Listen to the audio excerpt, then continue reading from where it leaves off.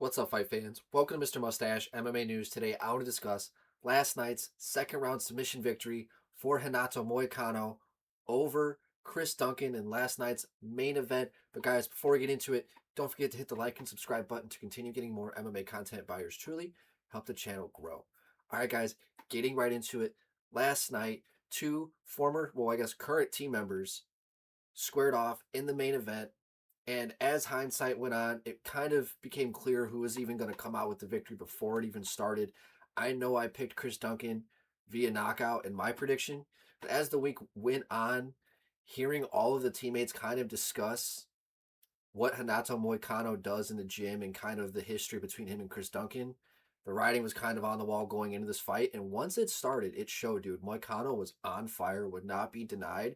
And you can see in Chris Duncan's eyes once he wasn't able to really get anything going to start the fight, those leg kicks really, he wasn't really able to get in on Moicano, and Moicano was checking those leg kicks almost every single time. Perfect. I mean, he was just on fire.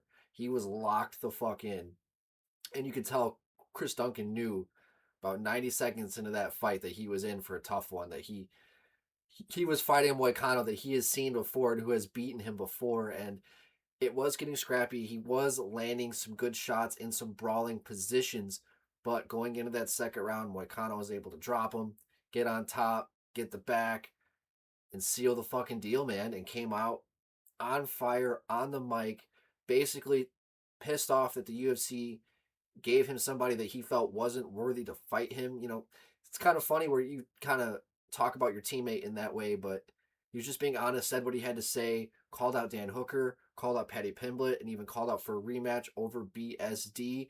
Now, I don't want to see the rematch with Saint Denis. I just don't think we need to see that. I would personally rather see him fight somebody like Paddy Pimblett or fight somebody like Dan Hooker, who can be a real problem to solve that striking game against Dan Hooker, get the fight to the ground. If he gets the fight to the ground, obviously he probably gets it done by finish. But Dan's a fucking dog, and if he trains right, takes it seriously, it's a tough fight for anybody. Against Paddy Pimblett, I would love to see the grappling between those two, the jiu-jitsu between those two. That would be a very fun fight to play out, and they both have power on the feet. So I think any of those two fights would be a phenomenal next matchup for Renato Moicano. As for Chris Duncan in this fight, he was kind of riding a bit of a streak. He was on fire, kind of had everybody thinking he was going to get the dub in this fight.